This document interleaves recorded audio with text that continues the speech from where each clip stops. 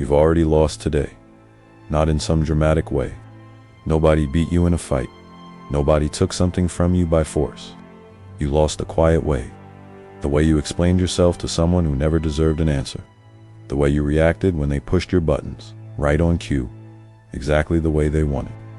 The way you raised your voice and felt powerful for 2 seconds, before realizing you just handed them a map to every nerve ending you own. That's not strength. That's a performance. And they wrote the script.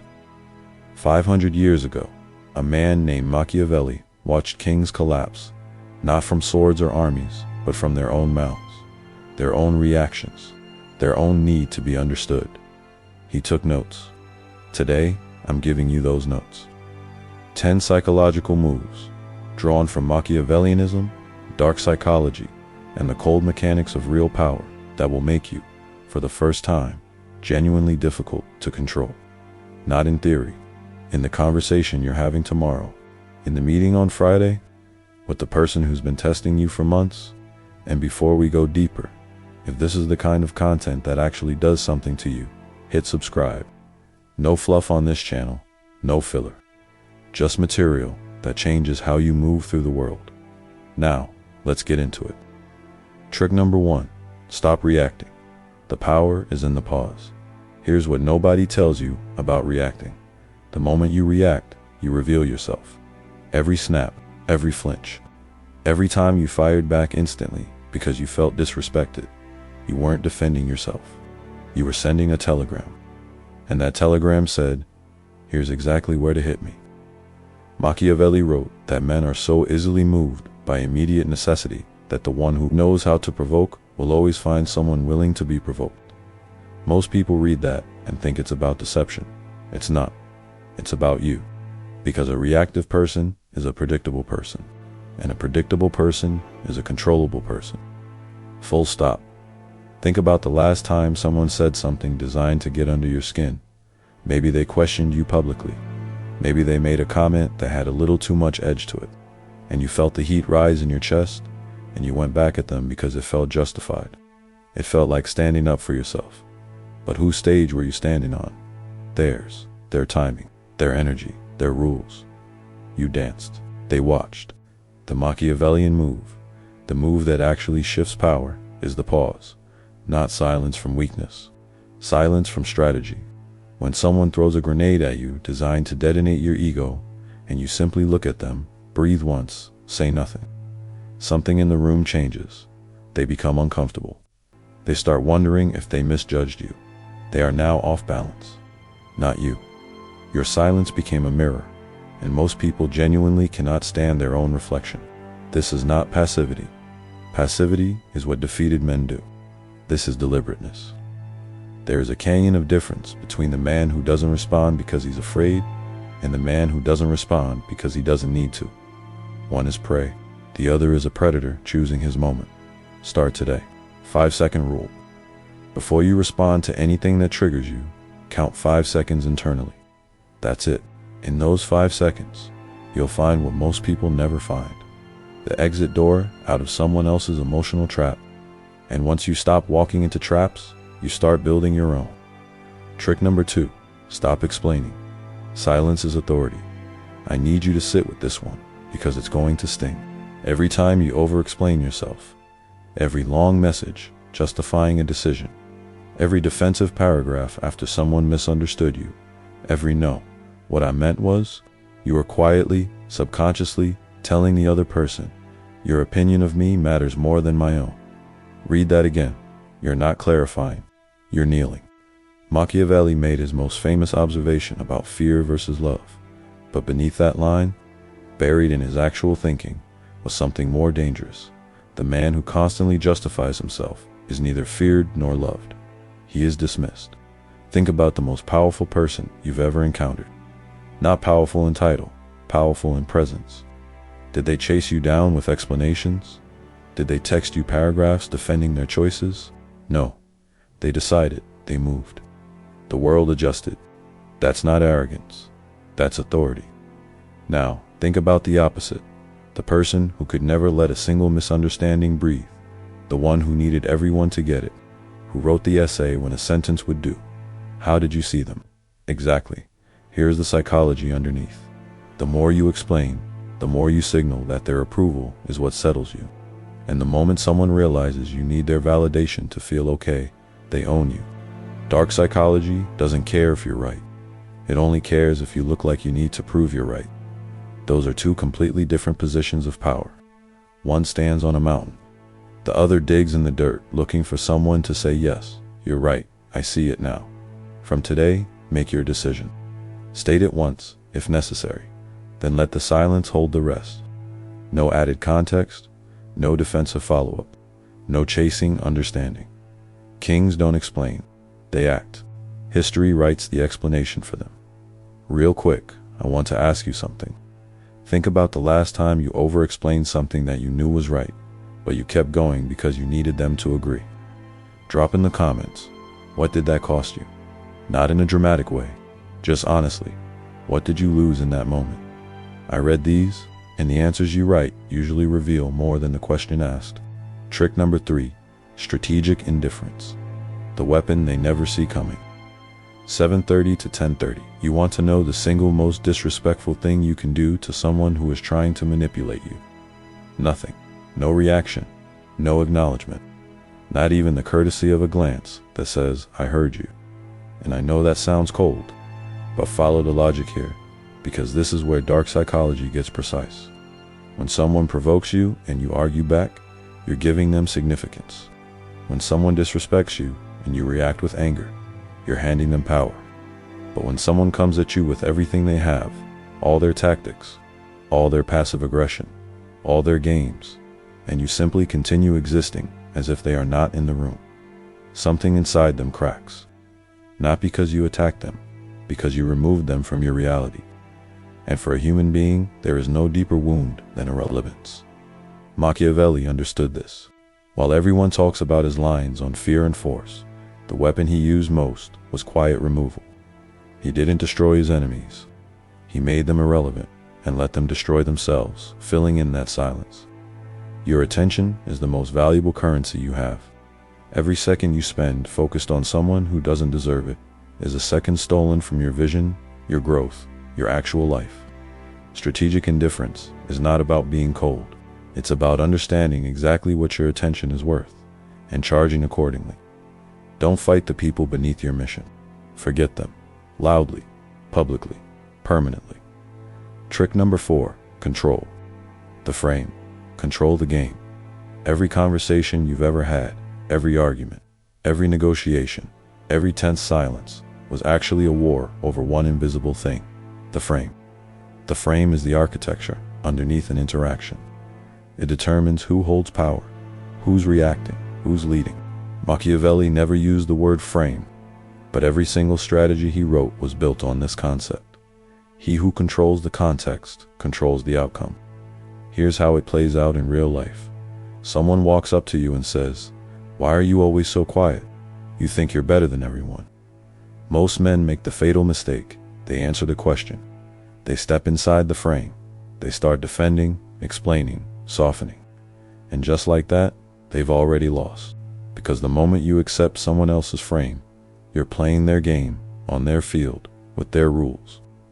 The Machiavellian response: don't answer, replace the frame. Look at them evenly and say, "That's an interesting thing to worry about."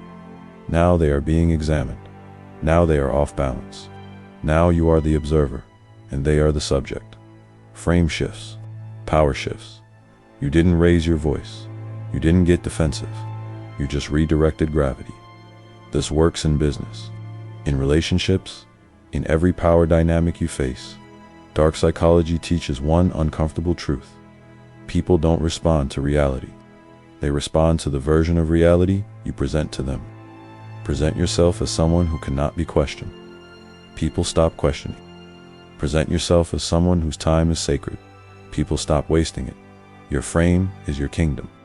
Never abandon it to walk into someone else's chaos. Let them knock on the door. You decide if it opens. Trick number 5. Make them chase. Never pursue. The moment you start chasing, you start losing. Doesn't matter what you're chasing. A person, a deal, respect, validation. The act of pursuit itself broadcasts one message to the room: I don't already have it. And that perception, that quiet signal of lack, costs you everything. Machiavelli observed that men, by nature, desire most intensely what is hardest to obtain. That single line is the blueprint for an entire psychological empire. Because if people want what moves away from them, then your greatest weapon is not pursuit, it is withdrawal. Think about every time you chased someone's attention. You reached out first. You followed up twice. You softened your position, bent your schedule, made yourself available at every hour. And what happened? They drifted further. Not because you weren't enough, but because your energy told them you didn't believe you were. Now think about the opposite. The time you went silent, the time you stopped showing up, what happened? They came looking. That is not a coincidence. That is the law of psychological scarcity, and it works with the same reliability as gravity. Human beings do not value what is always available. They value what feels rare, what feels like it could disappear. When you make yourself endlessly accessible, you become furniture. People walk past furniture without a second thought. But when you remove yourself strategically, quietly, without announcement, you become a question they cannot stop asking. Position yourself so clearly, so firmly, so undeniably, that the world has no choice but to come find you. And when it does, make it wait. If we're halfway through and something in your chest has shifted, that's not motivation, that's recognition. You've known some of this. You just haven't had the language for it yet. Subscribe if you want to keep building that language. There's a lot more where this is coming from. Back to the list. Trick number 6. Read the room before you rule, IT. Most men walk into a room and immediately start performing. Talking too fast, laughing too loudly, trying to impress before they've studied anyone. And that hunger, that visible need to be seen, is the exact thing that makes them invisible. Machiavelli wrote, "Everyone sees what you appear to be, but few experience what you really are." The only way to control what people see is to first understand what they're looking for. That requires one skill most men are too impatient to develop: observation. The most dangerous person in any room is rarely the loudest one. It's the quiet one in the corner, watching every handshake, every glance, every micro-expression, every shift in body language, cataloging it all like a general mapping terrain before the first shot is fired. That man will own the room by the end of the night, not because he fought for it, because he understood it before anyone else realized there was a war. Dark psychology teaches that people expose themselves constantly. The jokes they laugh at, who they look at when something goes wrong, how they treat people who can do nothing for them. All of that is intelligence, and intelligence is the currency of power. Machiavelli was not a warrior. He was a reader of men. That is what made him lethal. Walk into every room as a student before you walk in as a king. Watch first, speak last. Let them reveal their insecurities, their allegiances, their pressure points, because the man who reads the room doesn't need to fight for control of it. He just takes it when the time is exactly right. Trick number 7. Never show your full hand. The man who tells you everything about himself in the first hour has already disarmed himself. He handed you the map to his mind, the keys to his fears, the blueprint to his downfall, all wrapped in what he genuinely thought was honesty. Machiavelli warned, a prince who becomes entirely transparent becomes entirely conquerable. And that warning is just as precise today as it was in 1513. Society sells transparency as a virtue. Be open, be vulnerable. Share your plans, broadcast your ambitions, but ask yourself, who actually benefits when you become completely readable? Not you. The people who benefit are the ones watching you, studying your patterns, waiting for the perfect moment to use your openness against you. Dark psychology is clear on this. Mystery is the most magnetic and protective force a person can carry. When people can't fully read you, they assign you more power than you may even have. They fill the blank spaces with their own fear, their own curiosity, their own inflated respect. But the moment you overshare, the moment every card is on the table, that mystery dies, and with it, your leverage. Let me be precise here. This is not about being dishonest. Deception and discretion are not the same thing. A dishonest man lies about what he is. A discreet man simply never reveals all of what he is. One is a fraud, the other is a fortress. Share selectively. Reveal strategically. Give people enough to stay interested. Never enough to feel comfortable. Your mystery is your armor. Don't take it off for someone who hasn't earned the view. Here's a question I want you to actually sit with, and I'd love to see your answer in the comments. Are you more dangerous when people underestimate you, or when they finally see exactly what you're capable of? There's no right answer, but the way you answer it will tell you a lot about how you actually move through the world. Drop it below. I'm genuinely curious. Trick number 8, let them underestimate you. Then strike. There is a weapon so quiet, so invisible, so perfectly concealed, that most people will never even recognize it exists. And that weapon is being underestimated. The loud man walks into rooms announcing himself. He broadcasts his goals, his ambitions, his next 5 moves. And what happens? Every competitor now knows exactly where to aim. Every threat knows exactly what to disrupt. He made himself a target by demanding to be seen. Now think about the man nobody's watching, the one they overlook in meetings, the one they don't include in conversations about serious decisions, the one they casually assume has no real ambition because he doesn't wear it on his face like a billboard. That man is not small. That man is loading. Dark psychology is unambiguous. The most devastating strike is the one nobody sees coming, and nobody sees it coming from the man they already dismissed. This is not about playing small permanently. This is about strategic patience. The Machiavellian art of letting the world assign you a role far beneath your actual capability, while you sharpen your edge in complete silence. Let them think you're comfortable where you are. Let them think they've already figured you out. Let them relax, because the moment their guard drops completely, you move.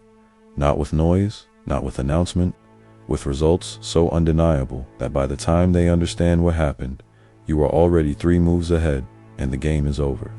Their arrogance is your cover. Their dismissal is your invitation. Their comfort is your countdown. Trick number 9, protect your energy like it's the throne. Let me tell you something that most people are never willing to say out loud. The greatest threat to your power is not your enemy. It's the people closest to you. The ones who drain you slowly, quietly, consistently, until one morning you wake up and realize you have nothing left. Not because someone defeated you, but because you gave unlimited access to the wrong people. And here's what nobody frames correctly. Energy is the throne, not money, not status, not reputation. Energy, because without it, you cannot think clearly. You cannot execute your strategy. You cannot make a single deliberate move on the board of your actual life. Machiavelli wrote extensively about flatterers and parasites. Men who surround the prince not out of loyalty, but out of hunger. They feed on his attention. They consume his time. They speak the language of friendship while bleeding him dry. You have people like that in your life right now, and here's the dark part. They don't hate you. They don't sabotage you directly. They just keep you distracted. They pull you into arguments that go nowhere. They drop their chaos at your feet like it's your job to carry it. They call you at midnight not because they need you, but because they cannot tolerate you being at peace while they're not. These are energy vampires. And every second you spend managing them is a second stolen from who you're actually trying to become. Protecting your energy will require a kind of coldness that some people in your life will hate. They'll say you've changed. They'll call you selfish. They'll say you used to be more available. Good, let them. You are not here to be liked by everyone. You are here to be unbreakable for yourself. Audit your circle, ruthlessly. Who adds to your clarity? Keep them. Who consistently leaves you confused, drained, or doubting yourself? Remove them. Not with anger, not with a confrontation, with silence, with distance, with the cold, strategic removal of access. Your energy is not a public park. It is a throne room. And from this point forward, no one enters without earning the right to stand in your presence. Trick number 10, become the man they can't predict, can't control, can't break. You're still here. And if you've genuinely absorbed what I've put in front of you today, not just heard it, but actually let it land in the part of you that makes decisions, then you are not the same person who pressed play. Something has shifted. Something behind your eyes is quieter now, colder, more deliberate. That's not arrogance. That's clarity. Machiavelli wrote that fortune is like a flooding river. It destroys everything in its path when no one prepared for it. But the man who builds the channels and the dams before the storm, the river works for him. You just built your channels. The pause that refuses to give anyone your reaction before you're ready to give it. The silence that holds more authority than any defense ever could. The indifference that removes people from your reality without a single fight. The frame that keeps you as the observer, never the subject. The withdrawal that makes you impossible to stop thinking about. The observation that turns every room into intelligence. The mystery that makes you magnetic and protected at the same time. The patience of a man who is loading while they think he's done. The ruthless protection of the one resource that makes every other resource possible. These aren't separate tricks. They're one architecture, one system, one identity. The identity of a man who cannot be shaken because he no longer reacts to things that don't deserve his reaction. A man who cannot be manipulated because he no longer needs your approval to feel settled. A man who cannot be controlled because he stopped giving access to people who never earned it. This is what untouchable actually means. Not that nothing reaches you, but that nothing moves you without your permission. The world does not reward the emotional. It does not protect the reactive. It does not lift a man who pours himself empty for people who would never do the same. The world quietly, consistently, without ceremony, respects the man who moves with precision, who speaks with intention, who guards his energy as if everything he is building depends on it, because it does. Machiavelli was not a monster. He was a realist. He saw people as they were, not as they wished to be seen. That's your inheritance now. See people clearly. See yourself clearly. And never again trade your power for the temporary warmth of being understood by someone who never deserved access to what you actually are. You are not here to be liked. You are here to be remembered. To be the person that others watch from across the room, quietly, a little unsettled, and wonder, what is he thinking? What does he know that I don't? Why can't anything seem to rattle him? Let them wonder. Let them guess. Let them watch you build in silence while they dissolve in noise. Before you leave, I want you to do one thing. Drop a comment right now with the words, "I am the storm they didn't see coming." Not because it's a catchphrase, because it's a declaration. It's the line you draw between who you were watching this video and who you're choosing to be now. Say it, type it, own it. And the people reading the comments who haven't seen this video yet, they'll wonder what's happening here. Let them wonder. Earned, quiet, powerful, no hype. If this video rewired something in you, something that needed rewiring, hit that like button, subscribe, turn on notifications, because this is not the last time I hand you material like this. This is the beginning. The next video goes deeper. Stay sharp, stay silent, stay dangerous.